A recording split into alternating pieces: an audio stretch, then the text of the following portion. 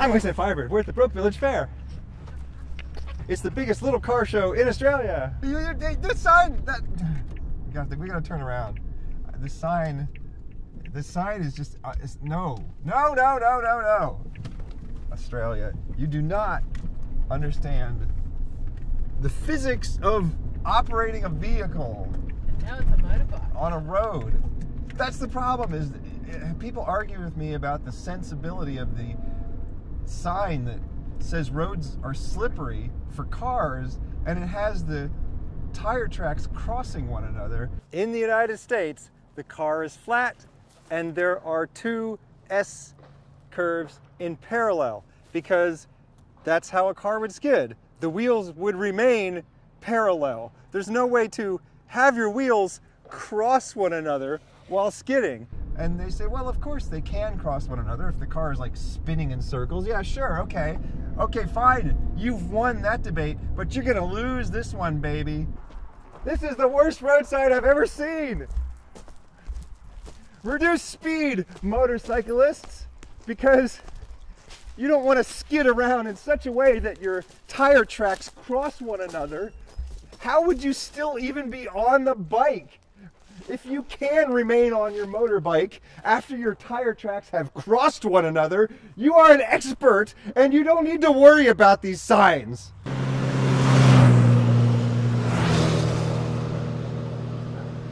Oh my god, I'm scared. I'm driving within the speed limit. It's just the speed limit is a bit generous on this road. And this is the whole problem with speed limits in general, is they train you to turn off your brain and just follow the rules, and then as soon as a driving challenge comes, you're not prepared to face it because you've been protected for your entire life. Brock Yates, famous automotive journalist, said, "We are becoming a nation of spectators, content to face our risks vicariously." Watching other men bashing heads on a football field or pumping bullets at each other on that haunted fishbowl known as television. If only Brock Yates had known how haunted those fishbowls would become. Television became computers, and now we all have a haunted fishbowl in our pockets. Brock Yates was the guy who came up with the idea for the illegal cross-country race from New York to LA, the Cannonball Run. And he wrote the script for the Cannonball Run. He's in the movie The Cannonball Run. He won the Cannonball Run. One time he drove to Alaska in a Corvette just to say that he did. Oh yeah, we're on our way to the Broke Village Fair. I forgot to mention that. I got a little excited. Oh, it's 100. Oh my God, it's 100. This is like, seriously, this is a thrilling drive, everyone. Drive to Broke. Oh my God, this is a narrow road to be going 100 on. Why, oh why did I sell my 86s? Drive through the mountains in the car that you have, not the car that you wish that you had. Here we go.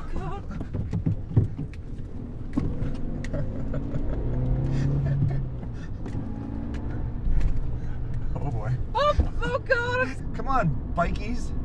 It's 100. You can do better than that. You should see the look on Matt Skelly's face right now. This is the way driving is supposed to be. The speed limit should be an actual limit. And normally you would stay under the speed limit. And I am having a wonderful time. I am fully awake. There's no way you could fall asleep driving on a road like this. There's no way you could send a text message to your friend while driving on a road like this. There are no boring roads. There are only boring speed limits. Broke Village Fair. Why are we going? The commenters recommended it to us last year, and oh my God, it's the biggest, coolest car show you've never heard of. Well, that was exciting. You're still here watching me on your haunted fishbowls? I'm gonna start calling cell phones haunted fishbowls.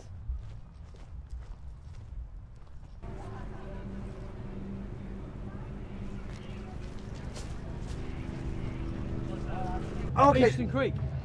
Sydney Motor. Sydney Classic. Yes. Yes. You're nuts, you know that, but that's Yes. fine. So do you have a P76 here? I don't. I bought my Range Rover. Well, good seeing you again. Steve, see, I like people that put their name on their shirt. See, Yeah. Firebird and Steve, that's us. See, I forget sometimes.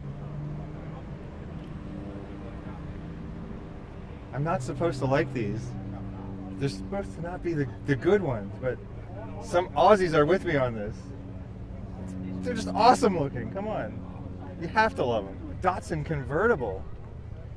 Oh man. I've never seen one of these up close.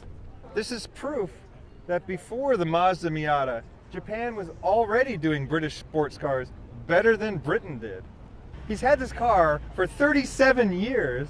I've been over in Western Australia for 5 months, so I've been sitting in the garage sits a lot of time in the garage. That's why I needed a long run today. So. Oh yeah, it needs to get out. Yep. It needs to get exercise.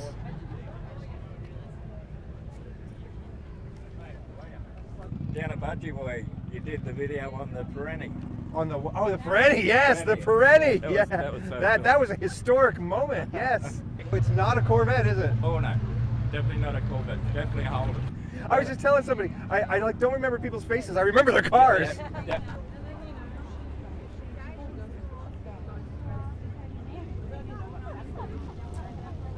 So there is a Perenni out there in the parking lot. It's not even in the show. That's how good this show is. The Perenni couldn't make it in. A Honda Civic made it though. I love these things. My first car was an '88 Honda Civic, and this is older than that. But these are cuter than that too. Dom DeLuise drives one of these in the Cannonball Run. I mean, not in the race, in the movie.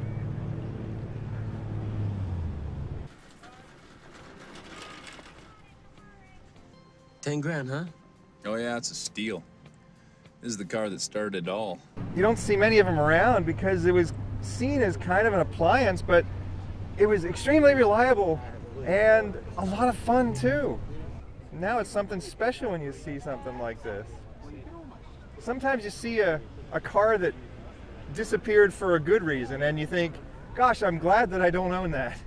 Like, it's nice to see it, but I'm glad that I don't own it. Something like this, you can drive it to work every day, take it on trips. Brown Holden station wagon with silver accents. You guys probably saw these a lot when you were growing up. Yes. And see me, I've like never seen them because I come from the US. So I'm like, oh, look at this exotic wagon here. It's beautiful. Those wheels are nice. Are those like the stock wheels? No, they're off the Palais. Okay. But I've colour coded them. Yeah. That's the other thing is they match the car nicely. Hours and hours of masking. Yellow Charger with stripes.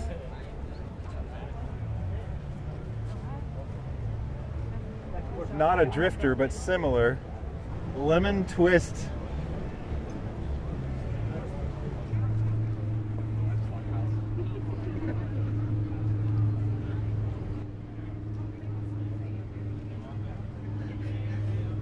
I don't know where to go next.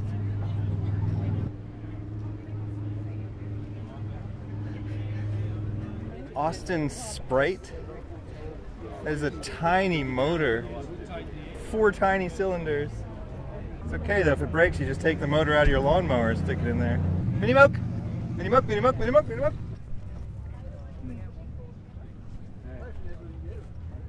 Mini Moke! Colorful interiors are starting to come back. Beautiful red interior on this Corvette.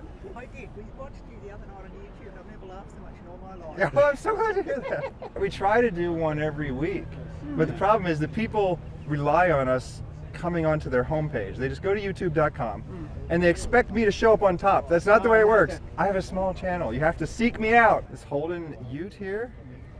It's EH. Was an ex-farm one out at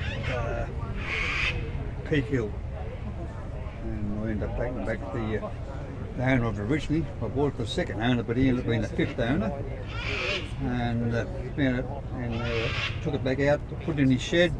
He said, "Yeah, I left it in good order for you, didn't I?" That's how I left it. And anyway, he passed away, and we ended up taking it out to his funeral, and he led the hearse to the cemetery. Well, sometimes she knows how to read my mind. That's the key to it. So you don't even have to tell her. Exactly. Like if I go over here, or if I go over here, you know. Like, I think I'd throw the camera at you about now. you just never know. I might go down here. Is she ready? Is she ready? Let's find. Yeah, she was ready. Look at that. What's over here though? There's some kind of French thing over here. Renault 16TS. The transmission's in front of the engine. Plenty of room to add a turbo or the accessory of your choice. And lots of space to work. Escort. This is the cool Escort. Okay, should I talk about the same cars twice? I can't really resist doing that. We got this orange wagon over here. We saw this at Curry. I personally think we should absolutely talk about the same car twice. Because is it really the same car twice? AMC made cool, funky cars. They just made them at a bad time. I've seen you, and you were talking about this at Curry. Exactly, I have to talk about it again because There you are. I can't just go walking by this beautiful thing. I love AMCs. I feel like I see more AMCs in Australia than I see in the US now. People have just forgotten about AMC in the US. I've had it for a while, got it imported from California. Had to replace a few things for Australian compliance. But basically what you see here is how it came out of America. Yeah, so what about from the factory? Was it orange? Yes. Oh, I love it. Original colour, stripy. He got deployed overseas. So another bloke had it in his shed in Canberra and didn't do anything with it. But where have you been like doing heaps? And he rang me up and he said, do you want this bloody thing? And I was in between cars and I hadn't really had any association with anything AMC or Rambler for years. And I said, what is it again? Send me a picture. He sent me a picture and that was it. I had to have it. That was on a Tuesday and I had it at home on Saturday morning. There's only 5 in Australia on the road. And probably not orange. Probably not orange, no. R-A-C-D. It's a D, R-A-C. Daimler Sovereign. Well,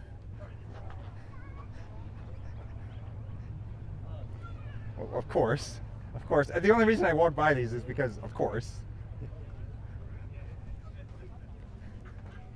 Mustang, Mustang, Mustang. Falcon, Falcon, Falcon! Got a Landau over here. But how did you choke your way into it? LTD, not a Landau? Okay. Okay, yeah. LTD with 4 doors, yeah. Riding in style. Mitsubishi Sigma 2.6 Astron 2. Perth to Sydney Marathon. I've been advocating a Perth to Sydney Marathon myself. This is, I suppose you call it a tribute car to the Evan Green, John Bryson car that ran in the 77 London to Sydney, where they won their class. And we built it to do the Perth to Sydney Marathon last year. Basically it was a drive from Perth to Sydney over the same route that they did in the 68 London to Sydney Marathon, or at least the Australian leg of that rally. See, I've been saying that we need to try and break that Sydney to Perth record. It was last broken in 1980, and it's not that fast. Like modern cars could destroy that record.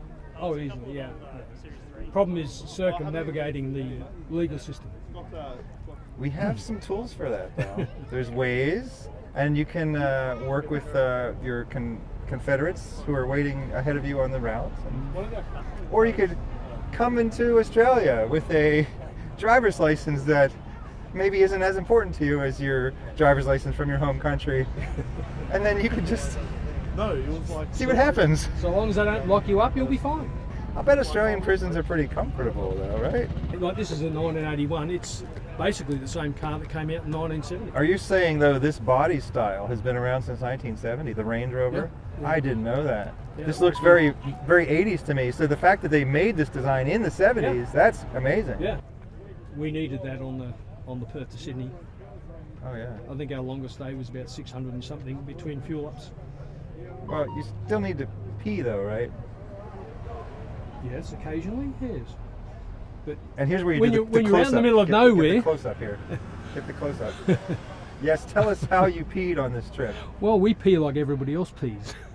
We don't do it any differently. It's just that when you're in the outback, you can just pull off the side of the road and... Okay, so you did pull over to pee Yes. at least. Okay, that's and get what I back in the car and off you go. That's what I was wondering. It's Austin with wood in the back.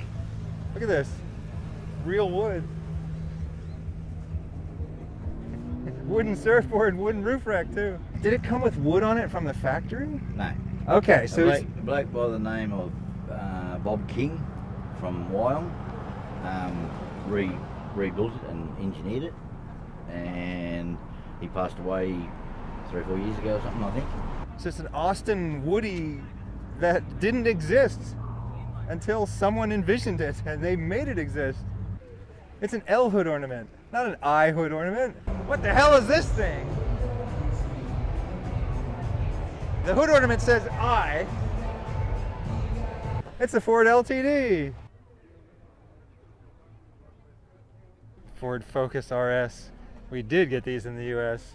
It was the last great gasp of Ford automobiles. We have the Mustang now, yes. But that's all we have. It's just SUVs now and pickup trucks.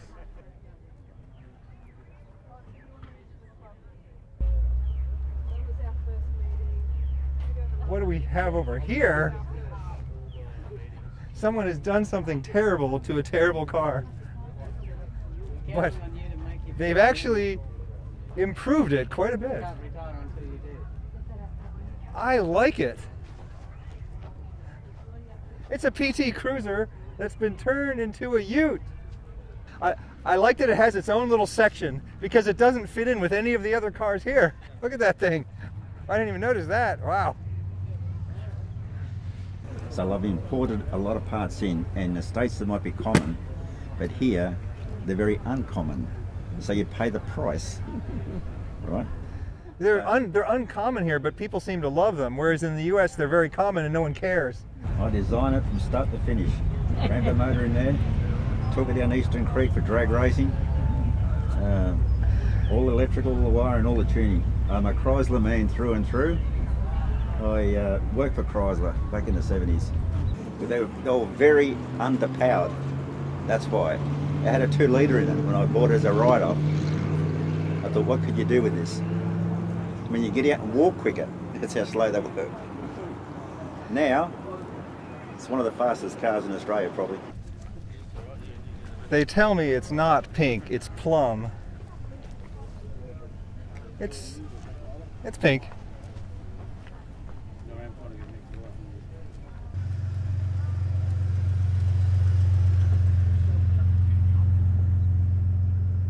What the heck is this? It's like a micro Brumby. Datsun 1200. If you're wondering why the United States only has massive pickup trucks now, the biggest reason is government regulations and unintended consequences. It is one of the most important principles of economics.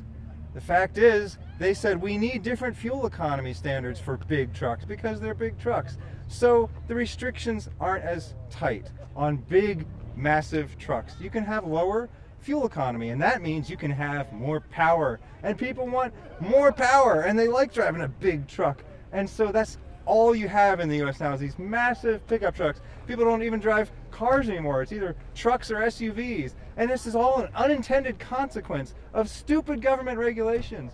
If you want to discourage people from using gasoline, and if you want to discourage people from polluting, just put a tax on gasoline. You solve the problem. Don't enforce fuel economy standards. What the heck is this thing? I love it. Sunbeam Rapier. Chevrolet. Impala.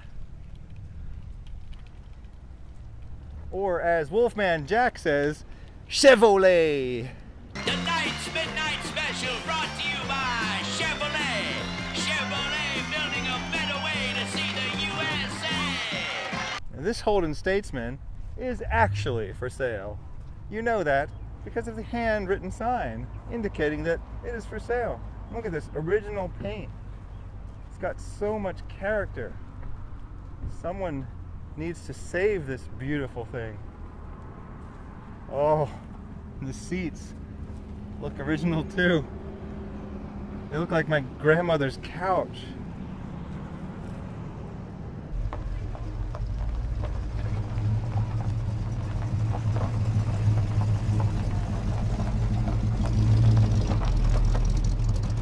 This tow truck has stories to tell.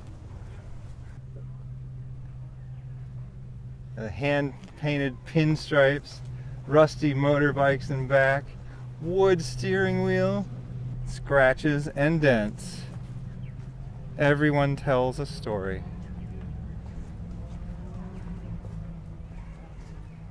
Build clean energy to replace fossil fuels. No logging in public forests. No coal seam gas. Well, this is a different story.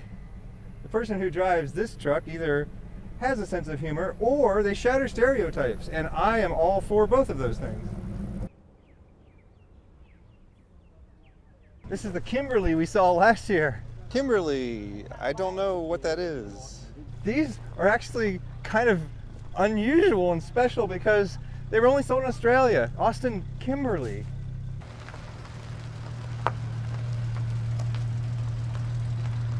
It's not a British car, it's a British-Australian only car. I wish I were a muscle car. It's called the subjunctive mood, people. Whoa, what is this crazy thing? Auburn Cord Duesenberg. White wall tires. 30s style.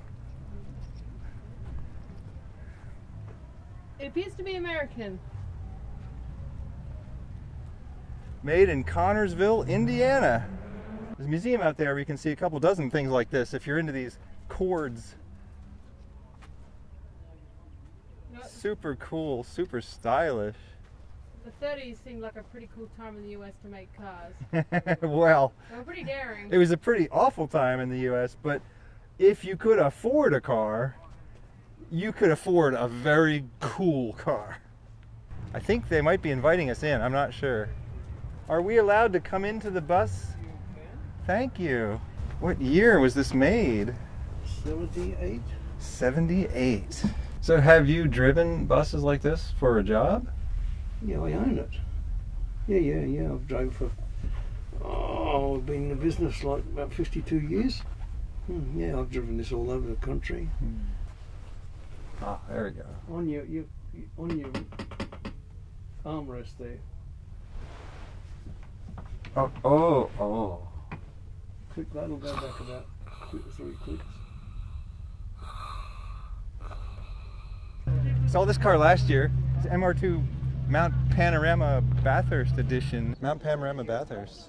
Tell me about the Bathurst Edition, because I have one of these in the USA, but we didn't get the Bathurst Edition. What's that? Bathurst is a racetrack at Bathurst. Yeah.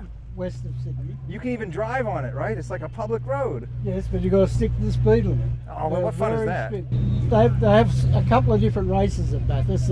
There's the big V8 race, which is on in a week or two's time.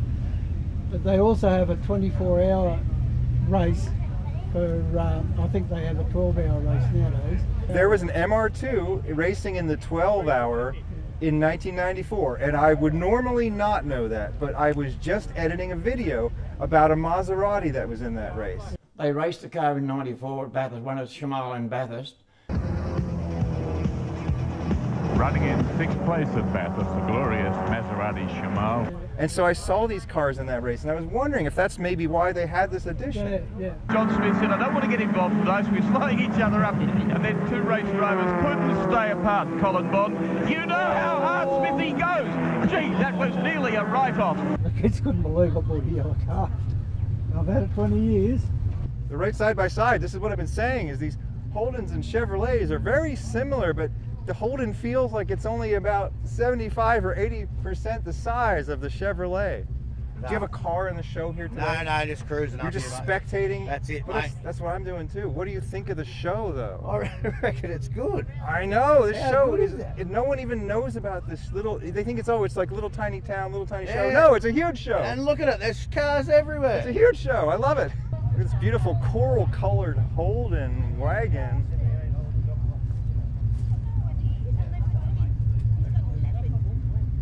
Station sedan.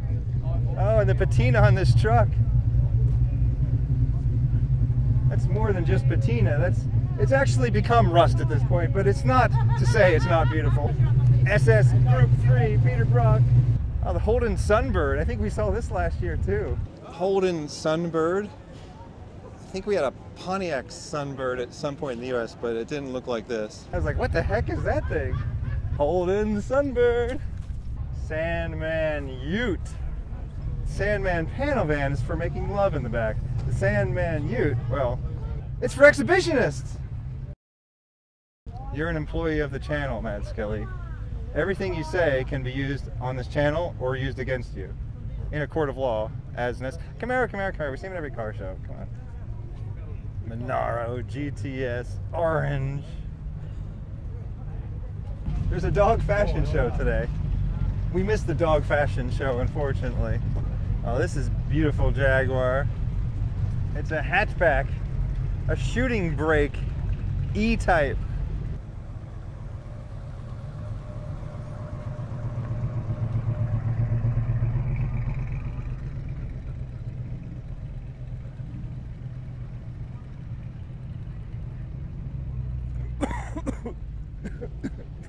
I love old cars.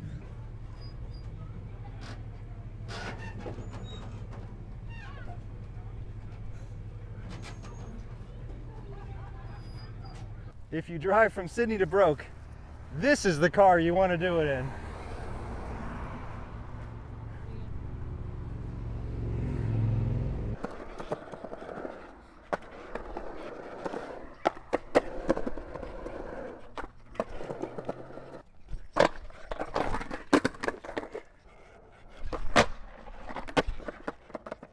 Nobody does anything anymore. They watch other people do stuff on TV. It says, professional, do not attempt. Well, how did the professional become a professional if they didn't attempt it? Marie Curie studied radiation. She eventually died from exposure to radiation. Her remains were so radioactive they put her in a lead-lined container. But she took risks and she figured stuff out and she accomplished great things. So go out there and take some risks. This has been Broke Village Fair. I'm WastelandFirebird. Thank you for inviting me into your home or onto your portable haunted fishbowl. Have a good night.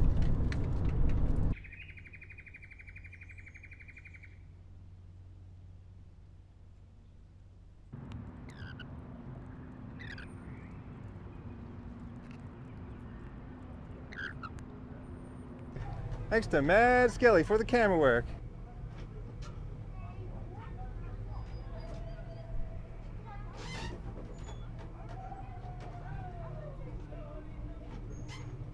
Camera speed!